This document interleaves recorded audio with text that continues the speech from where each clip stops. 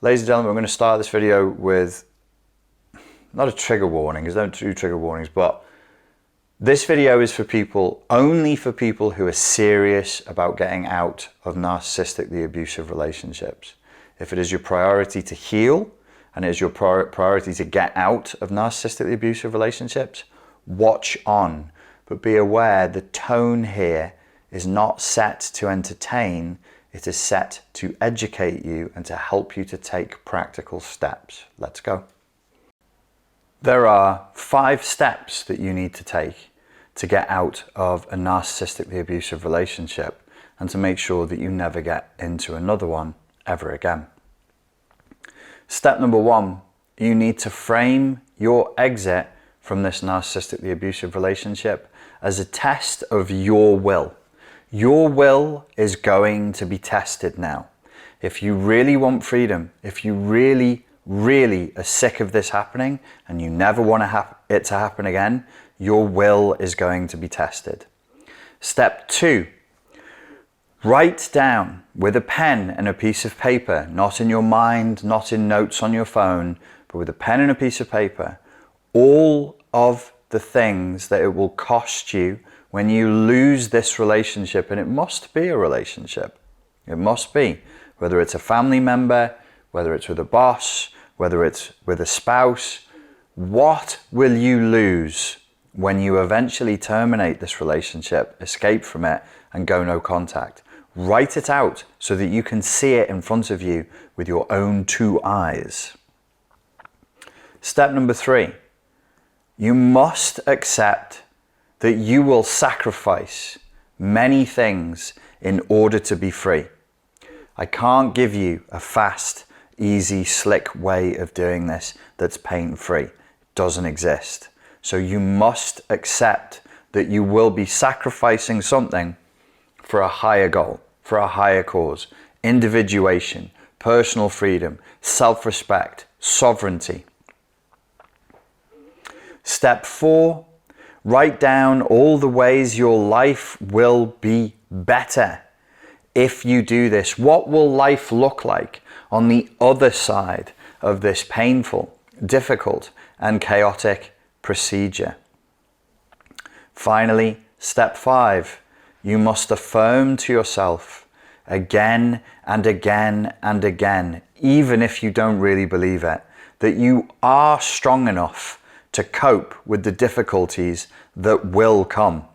Make no mistake about it, if you're in the position that you're in now to be watching a video like this, there is pain, there is suffering in your future, but you can overcome it. And this path, the path that I'm offering here, does have pain, it does have suffering, it does have sacrifice in your future, but all of these things you do once. You go through that pain, you transcend that suffering, you, whatever it is, beat the Minotaur, beat the demon, escape the labyrinth, you never have to go back. On the path you're on now, if you truly are in a narcissistically abusive relationship, you choose to run around that labyrinth in the dark, being chased by the monster perpetually.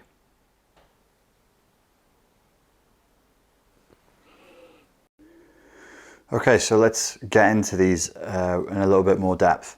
So I said step 1 is that you should reframe it and change your perception to see it as a test of your will. Notice I didn't say see it as a battle of wills. I'm not inviting you to fight with the other person. It really isn't about them. Tough to get your head around that philosophically, I know, because they're the person who's doing it to you.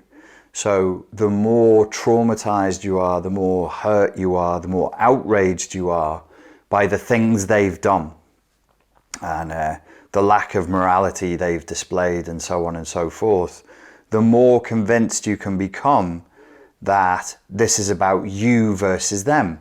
And of course, through a certain perceptual filter it is. But through a different perceptual filter, they become irrelevant. So we say of the narcissist that, you know, there's nobody there in their world with them. They're only interacting with avatars of people because as far as they're concerned, they're the only person on the earth. They're the only human who exists. Well, similarly, in a similar sort of solipsistic, narcissistic way, I'm suggesting that the same thing be true, and sort of is true, for the person who's the target of the narcissist. If you were stronger and had a stronger will, you would not be in the position you're in.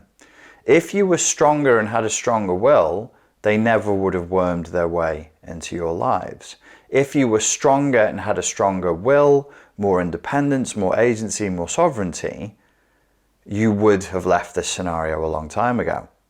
When people will say, well, I was born into this. I'm talking about my mother, I'm talking about my father. Okay, so there's no selection there, there's no consent there. But how old are you now? If you're 63 and you're still battling with your narcissistic mum, who's been an abusive arsehole for 63 years of your life, the claim still stands. If you had a stronger will, you would have left. It's not your fault. It's not about blaming the victim or any of that stupid PC drivel that people come out with. Like, oh, you couldn't possibly put any agency on the person who's the victim of a perpetrator, because that's victim, that's a thing that goes in inverted commas called victim blaming. Oh, okay, so we can never give the victim any agency then. No, that's what I'm saying, you shouldn't blame them. Okay, well, I'm not blaming them, I'm giving the victim agency. But how do I give the victim agency without saying to them, what did you do? Tell me. If there's another way of doing it, I'd love to hear it. We must ask ourselves. I have to ask myself, what did I do? Am I victim blaming myself? No, I'm searching desperately for my agency. The victimhood culture we live in now is pure poison, absolutely toxic, extremely damaging, and does nothing to help all of the victims of narcissistic abuse, which is a population that seems to be exploding at the moment. It's very strange. As codependency worsens, as political correctness drives its talons into a culture and gets its claws and its teeth sunk in deeper, so the capacity for narcissists to do more damage increases. Strange. Wonder if it's related. Wonder if the fact that we're told don't be discriminatory, don't judge, don't condemn, means that we lose the power to say, this person's being an arsehole. I don't care what the clinical diagnosis is. I don't have arseholes in my life. That's not, diversity would include arseholes because they're people too. You should be inclusive, you shouldn't be exclusionary. What, even with arseholes? Even with arsonists? Even with people who are committed to genocide. So if we lived in medieval times and you just let anybody into the castle keep, would that include spies? Would that include members of the enemy who want to poison, your king and queen and kill all the soldiers inside? A cell wall, when it functions, keeps poisonous stuff out and good stuff in. A cell wall that doesn't do that dies, and the body it's in gets very sick and potentially dies as well. It's really simple, folks. Moral relativism will have you thinking it isn't. You keep the bad stuff out and the good stuff in. What's the bad stuff? How can we say that a thing is bad? What could be a worse sin than to say that a person is... Yes, some people are bad. Yeah.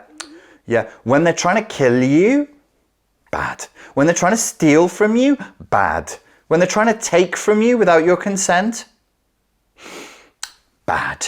Take a deep breath and just say, it's bad. It's not that hard. We're playing hide and seek with ourselves now. It's not that hard. The intent is evil. Oh, but their childhood trauma and they are also victims. Are they? Oh, okay. Then give them your children. Give them your children. Hand them over. Apparently, that adult individual's childhood trauma trumps morality, trumps consequence. Hand over your children to them then, if you truly believe that. It's perverse. It's disgusting. Say no. Say no to evil. Do not hand over your children to lunatics, perverts, ne'er-do-wells, and those who are trying to burn your castle to the ground. That's insane. That's not virtuous. That's suicide. That is a suicidal protocol. As above, so below. As within, so without. As with the microcosm, so with the macrocosm. Say no to bad stuff. The stuff that is yours, that you earned, or that your family earned, that stays inside. The bad stuff, that stays outside. It's simple. It's easy.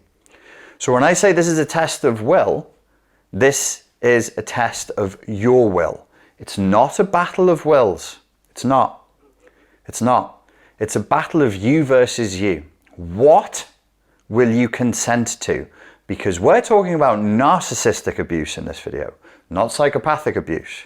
When somebody pulls a gun on you and says, I'm going to shoot you in the brains unless you do as I say, that's a psychopath. A narcissist requires your consent. So how do you defeat a narcissist? Really simple. Cease to consent. Do you get that? Pretty easy. Cease to consent. The end. The end. Very simple. Step number 2. You must now face, you've already consented to watching the video, you've already agreed that you're serious about leaving the narcissistically abusive relationship and never going back. Write down what the loss of this relationship will cost you. It won't cost me anything. Nonsense. You would have left already. If you're in a situation of pure pain, with no gain, and no fear of more pain in the future, if you negate the smaller pain here, then you would have already left. It's all leverage. Always has been, always will be. It's leverage. Leverage. What do you gain by staying in the relationship? Write that down. What will you lose when you lose the relationship? Face it. Face it. Write it down. Look at it. Cry if you need to cry. Become enraged if you need to become enraged. But look at the truth. You're trapped. You're being abused. You're being misused. The people close to you are being abused and misused by proxy because you're traumatized. So now we're dealing with second and third hand trauma. PTSD. PTSD is contagious. That's not my opinion. That's the published research. You will become emotionally dysregulated and then you will poison the people that you're in contact with. How wonderful. Thank you. It's the gift that keeps on giving. We must learn to say no.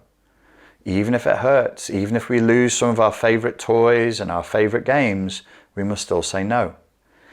Step number 3, in your heart of hearts, accept that you will sacrifice things in order to be free. Sacrifice. An ancient concept. Nobody wants to hear it. Doesn't pat anybody on the bottom. Doesn't stroke their egos. Doesn't make them feel good. Keep watching YouTube videos then. Round and round the merry-go-round we go. What YouTube video on narcissism will I watch today so I don't have to actually do anything? Sacrifice. You want to get fit? You want to drop fat? You want to get strong? Sacrifice. You want a better relationship? You want a loving, healthy adult relationship? Sacrifice. You want a business that makes you real money? That is sustainable? That is conscientious, where you're not ripping people off and you generate loyalty that lasts for years? Sacrifice. Nothing for nothing. Nothing is free. Nothing is free. This culture is training you to think it's free. Nothing is free. Oh, I know somebody and they sold a vintage hipster wine and they become a millionaire. No, you don't. No, you don't. Yes, I read it on Instagram. No, you don't. No, you don't. There's nothing without sacrifice. Do you want to get off the merry-go-round? Do you want to stop playing this game? What are you prepared to sacrifice? What are you prepared to give up? because you will be giving things up if you want your freedom. You will be giving things up if you really want your freedom. It becomes a question of value.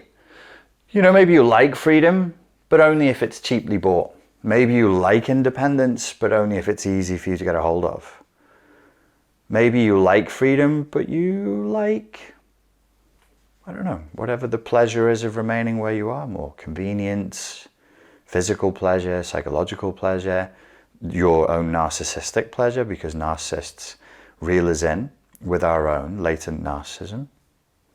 That's a question of value. I'm not a preacher. I don't have a religion. I'm not trying to convert anybody.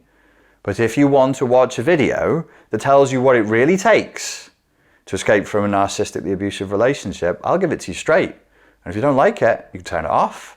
And you can watch another video where we talk and talk and talk and talk about narcissistic abuse. And all of the flavors and all of the structures and how it happens. And you get in the comments and go, well, my narcissist did this.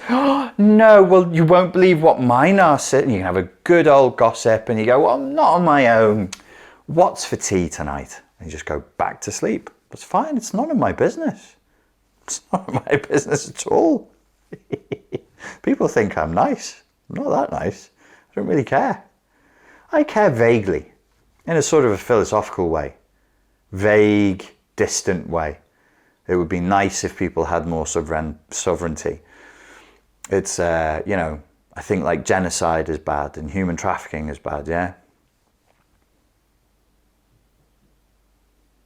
If you're suffering in the first world, in your middle-class environment, because you're in a relationship where somebody's taking advantage of you in a certain way, I wouldn't stop my life. I'm not going to put down the phone, get in my car right now and drive to your house to come and sort it out. Because, well, that definition defines literally millions of people alive on the planet today. I'd be driving a long time, wouldn't I? Can't afford to care about everybody. I'm trying to get through to you here. Nobody's coming.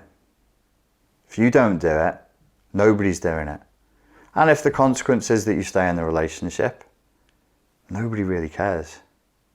Not really. Your sister might complain about it. Your mum might think it's a bit weird.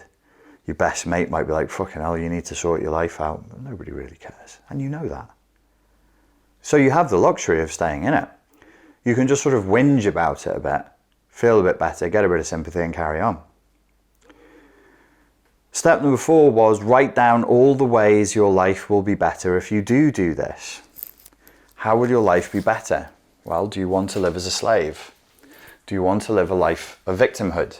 Do you want to live a life that is painful, where you are constantly compromising?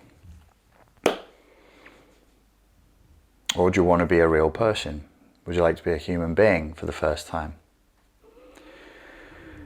Step number 5, and then after this we'll get into the real truth of this. Affirm that you are strong enough to cope with the difficulties that will come. This will be painful, it will be difficult, it will take time, it will be uncomfortable, and you won't feel good. But are you supposed to feel good all the time? Is your life supposed to be one long string of entertainments and luxuries and pleasures? Is it?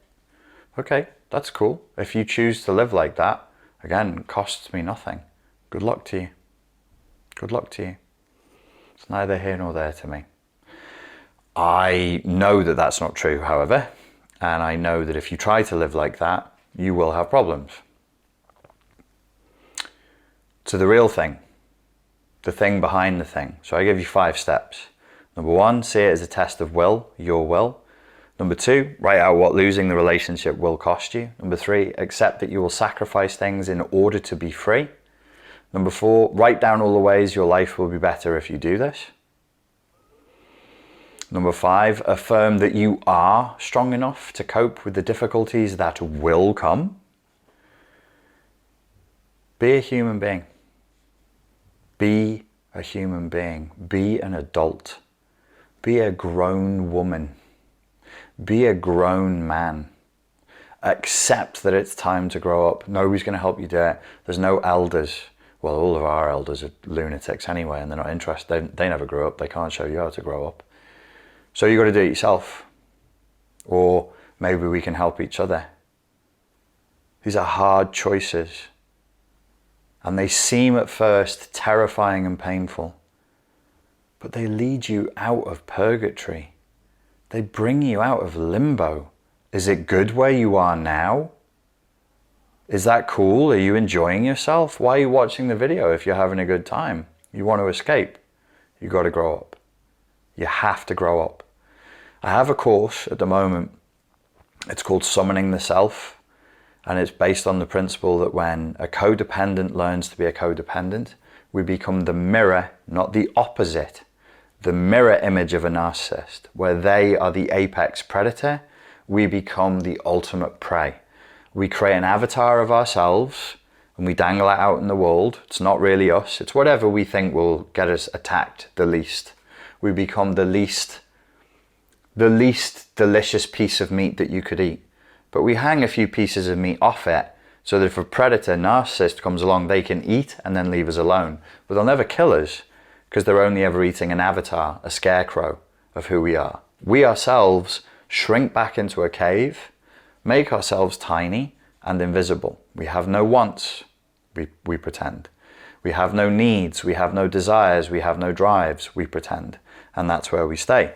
When you want to come back to life, you have to summon that weak, invisible, hiding self back into reality. It is not easy. It is not easy. But we have a course that teaches people to do that. It's called Summoning the Self. It's on SpartanLifeCoach.com right now. And I think what I'm going to do in the next week or so is I'm going to organize a 30-day challenge where every day for 30 days, a group of us works together specifically on this issue, overcoming narcissistic abuse and at the same time overcoming the codependency that leads us to be attracted to narcissists and leads us to being in narcissistically abusive relationships. I believe it's a fundamental fear of being itself. We are phobic of our own beingness, and that's what we'll be working on the 30-day challenge. If you're interested in joining that, then go and sign up to my mailing list on SpartanLifeCoach.com, and when it's ready to go, I'll release details on there straight away. I tried to warn you this was a tougher video. You either listened to it or you didn't listen to the warning. In all seriousness, you know, if you really want to break out, this is the attitude it takes. It's not puppy dogs and rainbows and fluff and dreams and lighting candles and, you know, the law of attraction. It really isn't. That's all going to lead you further into the dark, further into the Minotaur's maze. We have to wake up. We have to individuate, and we have to start acting like adults. Ladies and gentlemen, thank you very much for your time and for your attention, and I look forward to speaking to you again soon. Oh, if you like this, hit like, subscribe, so on, so forth. Thank you.